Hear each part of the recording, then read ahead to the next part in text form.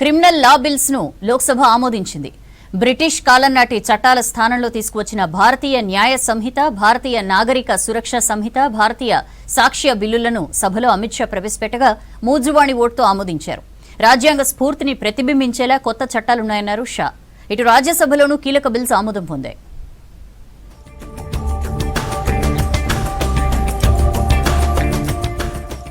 విపక్షాల ఆందోళన మధ్య లోక్సభలో కీలక బిల్లులను కేంద్రం ప్రవేశపెట్టి ఆమోదించింది.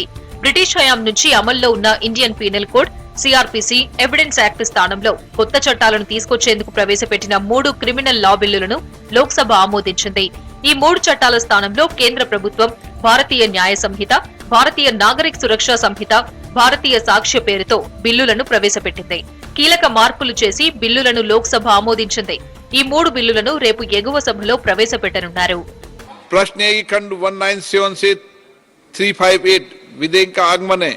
जो सदस्य इसके पक्ष में हाँ गए, जो सदस्य विरोध में ना गए, मेरे विचार में निर्णय हाँ वालों के पक्ष हुआ।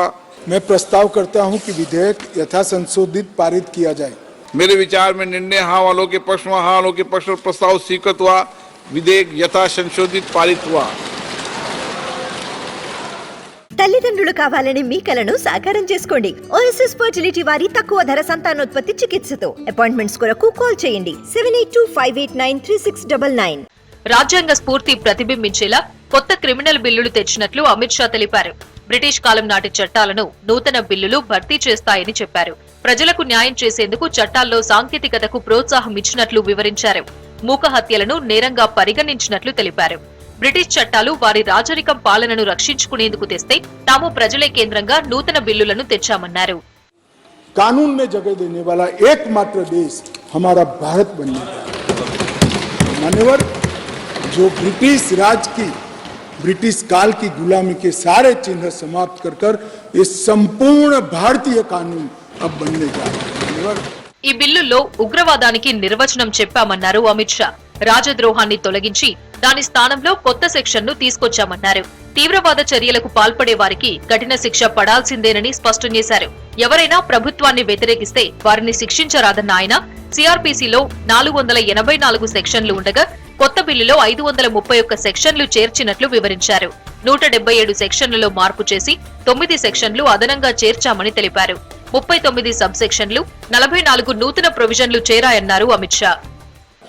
मान्यवर, एक आतंकवादी कृत्य के लिए एक ही जगह गुना रजिस्टर होगा। करने वालों को डरने की जरूरत नहीं है।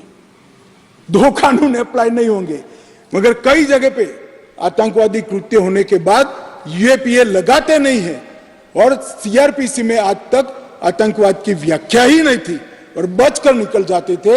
उनके बचने के सारे रास्ते इस कानून के माध्यम से हमने बंद कर। ఇటు రాజ్యసభలో ఉదయం గందరగోళం నెలకొంది. పార్లమెంట్ ప్రాంగణంలో జరిగిన నిరసన ప్రదర్శన పెనుదుమారం రేపింది.